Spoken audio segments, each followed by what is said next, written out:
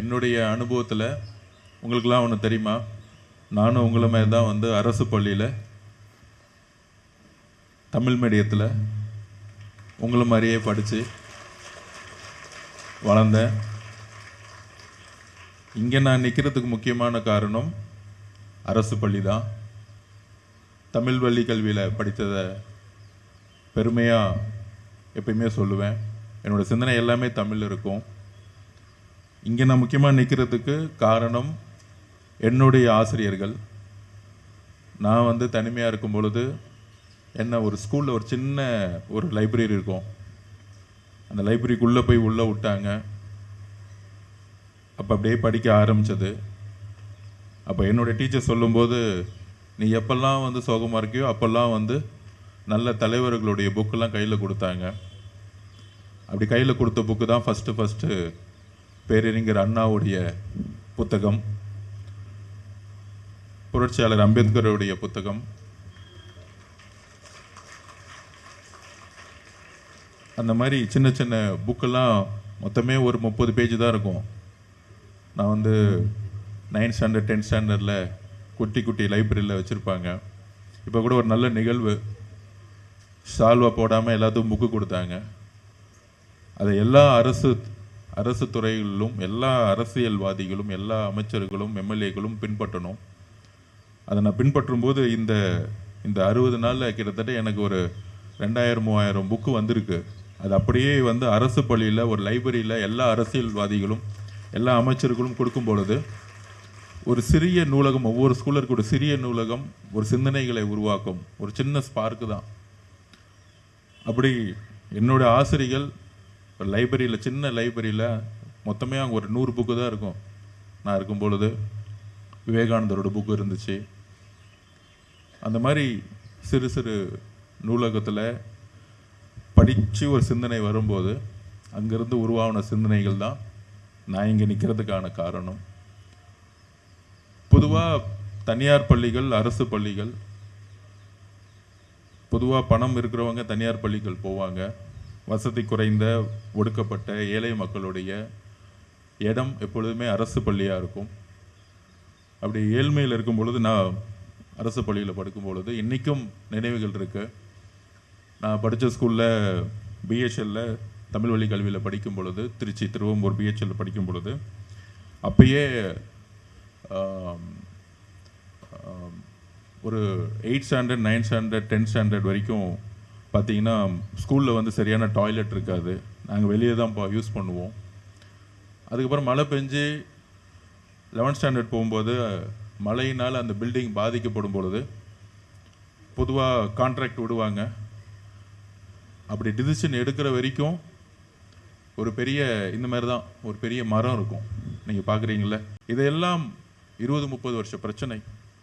இதெல்லாம் நம்மளுடைய முதல்வரும் சரி, நம்மளுடைய அமைச்சரும் சரி,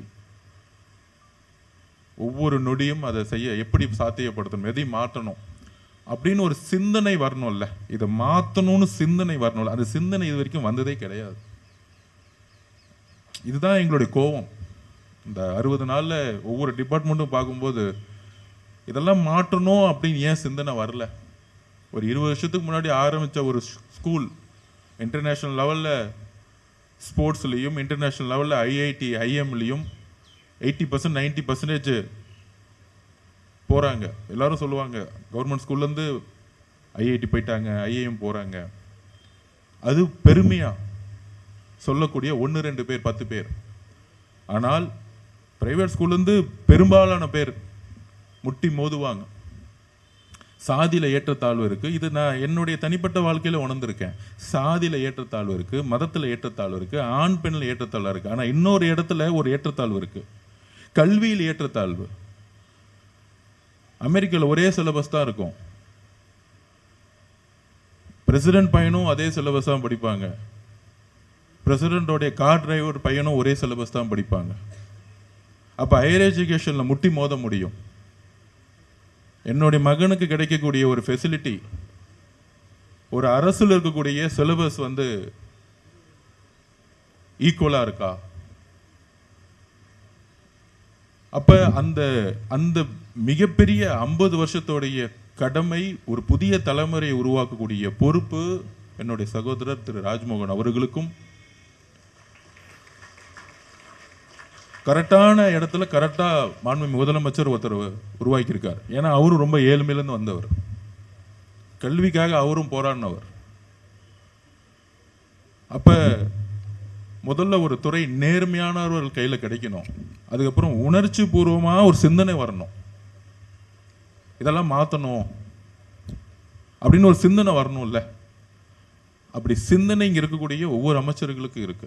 உணர்வுபூர்வமா நம்ம ஏழையா இருந்து வந்தோம், இன்னுமேட்டு வர தலைமுறை நம்ம கிடைக்காதெல்லாம் செய்யணும், அவங்க நல்ல சத்துணவு கிடைக்கணும். நான் சத்துணவு சாப்பிடும்போது பார்த்தீங்கன்னா வெறும் மஞ்சள்ல தண்ணி மட்டும்தான் இருக்கும்.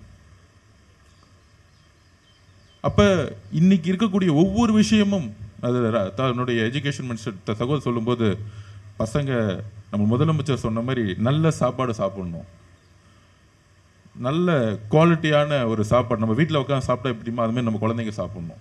இதுதான் எங்களுடைய கனவு. இப்போ இதுதான் இது செய்யறதுக்கு தான் இங்கே வந்து உட்காந்துட்டு இருக்கோம். அமைச்சர் எம்எல்ஏ எல்லாம் எங்களுக்கு அதுக்கப்புறம் அந்த சிந்தனை சகோதரர் ராஜ்மோகன் அவருக்கு இருக்கு, எங்களுடைய முதலமைச்சருக்கு இருக்கு. கண்டிப்பாக உறுதியாக 10 வருஷத்துல பாருங்க, மாண்புமிகு முதலமைச்சர் ஒரு மாடல் ஸ்கூலை இந்தியாவிலே பெஸ்ட் ஸ்கூலை உருவாக்குவார். அரசு நிறுவனங்களை நோக்கி எல்லாரும் வருவாங்க, அந்த காம்படிஷன் இருக்கும். இங்க இருக்கக்கூடிய ஒவ்வொரு ஏழை ஒடுக்கப்பட்ட சமூகத்தில் வரக்கூடிய எங்களுடைய சகோதர சகோதரிகள் 70-80% ஹையர் எஜுகேஷன்ல முட்டி மோதி ஜெயிப்பாங்க. ஏதோ 1-2 பேர் இல்லை, ஏதோ 10-20 பேர் இல்லை. அந்த ஒரு விஷனை உருவாக்கணும். ஏன்னா 60% இருக்கக்கூடிய நம்மளுடைய குழந்தைகள் ஃபீஸ் கட்ட முடியாம, தனியார் நிறுவனங்களுடைய ஃபீஸ் கட்ட முடியாம இங்க வரும் பொழுது அவர்களுக்கு சரிசமமாக நம்ம ஒரு எஜுகேஷன் கொடுக்கும் பொழுது நம்மளுடைய குழந்தைகள் எழுதி வச்சுக்கோங்க, உலக தரத்தில் சாதிச்சு காமிப்பாங்க. ஏன்னா எல்லாம் இருக்கிறவங்க என்னைக்குமே சாதிச்சதில்லை. ஒண்ணுமே இல்லாம ப்ரெஷராய் மேலே வராங்க பார்த்தீங்களா, நம்ம தான் ஜெயிக்க முடியும்.